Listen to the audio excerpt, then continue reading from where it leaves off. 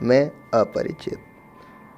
दोस्तों, यह horror story एक भाई बहन की है जो बचपन में समर हॉलीडेज़ में अपने फैमिली के साथ सिटी से थोड़ा दूर एक फार्म हाउस में रहने गए थे और फिर उनके साथ कुछ डरावनी और ख़तरनाक वाक़यात होते रहे।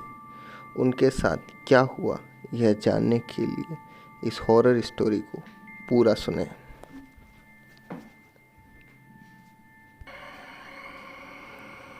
जब मैं और मेरी बहन नित्या बच्चे थे तो हम लोग फैमिली कुछ मंथ्स के लिए सिटी से थोड़ा दूर एक विलेज में रहने गए। हम लोगों का वहाँ एक फार्म हाउस था। हम लोग उसी फार्म हाउस में रहने वाले थे। वह एक आकर्षक बहुत पुराना सा फार्म हाउस था। हमारे घर के पीछे की तरफ में बहुत से पेड़ थे, जैसे आम, अमरूद, लीची और बहुत से अनेक प्रकार के पेड़ थे। हमें पेड़ पर चढ़ना बहुत पसंद था, खासकर आम के पेड़ पर। हम लोग आम के पेड़ पर बहुत समय बिताते थे। हमारे घर में थोड़े दूर पहाड़ भी थे। हर शाम हम लोग सभी वहाँ घूमने जाया करते थे, क्योंकि हमारा घर बहुत पुराना था और काफ़ी दिनों से खाली था। हम वहाँ पहले थे जो आए थे वहाँ रहने के लिए। जैसे ही धूल भरे कमरों में पुराने से सामान पड़े हुए थे, लेकिन हमारी सबसे पसंदीदा चीज़ थी भूत। हम दिन में माँ के पास बैठकर भूतों की अनेक कहानियाँ सुना करते थे और रात में सोते समय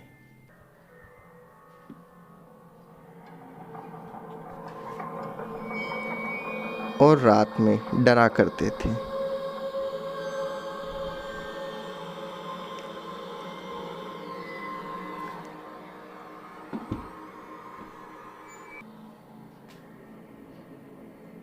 तो एक रात की बात है, मैं अपने सपने में एक बूढ़ी औरत को देखता हूँ।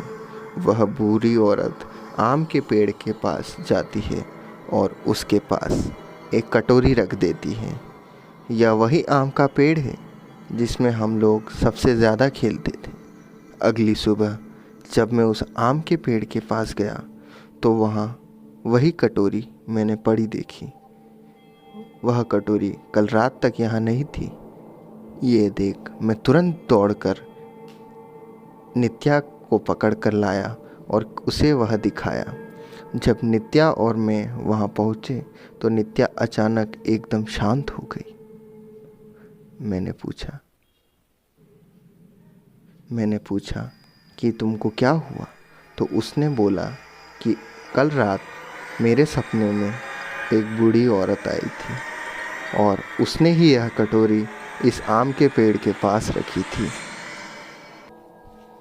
उस दिन दोपहर में हम लोग खेलते खेलते एक बंद कमरे के बाहर पहुंच गए। उस कमरे को हमने पहले कभी नहीं देखा था, नहीं उसमें कभी गए थे। अब हमारे पास एक नया रूम था। हमने उस रूम का गेट खोला तो उसमें बहुत सी पुराने सामान थे, लेकिन उस कमरे में एक खासियत थी कि उसमें रखी वहाँ एक पुरानी सी लकड़ी की कुर्सी थी। वह कुर्सी के एक कोने पे पड़ा हुआ था। वह कमरे के एक कोने में पड़ा हुआ था। हमें किसी तरह उस कुर्सी को बाहर निकाला और मेन रूम में रख दिया। हम जब घर में अकेले होते तो वह कुर्सी अपने आप मूव करती। जब हम किसी चीज़ में बिज़ी हो जाते, जैसे टीवी देखते या कुछ खेलते, तो वह कुर्सी हमारे सामने आ जाती। हमने यह सब बातें माँ को बता दी। उसके बाद सब घटना अब हर किसी के सामने होने लगी। पापा ने तुरंत सिटी वापस जाने का निर्णय लिया। हम लोग जब उस विलेज के पहले से रह रहे लोगों से उस घर के बारे में पूछा तो हमें कुछ ऐसा पता चला जिससे हमारे होश उड़ गए। इस घर की एक विधवा मालकिन थी। वह अपने 2 बच्चों की हत्या दूध में जहर देकर कर चुकी थी। फिर खुद को फंदे से लटका लिया। फिर वहाँ रहने आने वाले लोगों में हमें अखबार की कटिंग दी। उस आर्टिकल में फार्म हाउस का एक रूम की पिक्चर थी और वो वही रूम था जो हमने खोला था, जिसमें एक औरत का खून ऊपर बीम से सहारे रस्सी से लटका हुआ था। उसका शरीर के नीचे वही पुरानी लकड़ी की एंटीक कुर्सी थी जो असलियत में रूम के बीच में थी।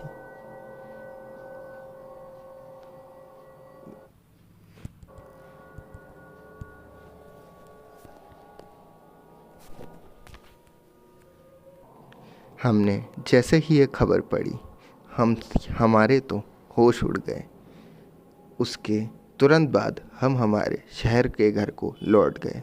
वहाँ जाने के बाद हमें 7-8 दिन तक बहुत तेज़ बुखार रहा। फिर बहुत से पुजारी और बाबाओं को दिखाने के बाद आखिरी में एक बाबा की दुआओं से हमारा बुखार शांत हुआ और उन्होंने हमें 2 काले तावीज़ पहनने को दिए। हम आज भी वह तावीज़ अपने हाथों से कभी नहीं उतारते हैं। तो दोस्तों, इतनी सी थी आज की कहानी। तो दोस्तों, अगर आपको ये कहानी पसंद आई तो हमारे चैनल को सब्सक्राइब करें। मैं अपरिचित फिर मिलूँगा आपको किसी नई सच्ची डरावनी कहानी के साथ।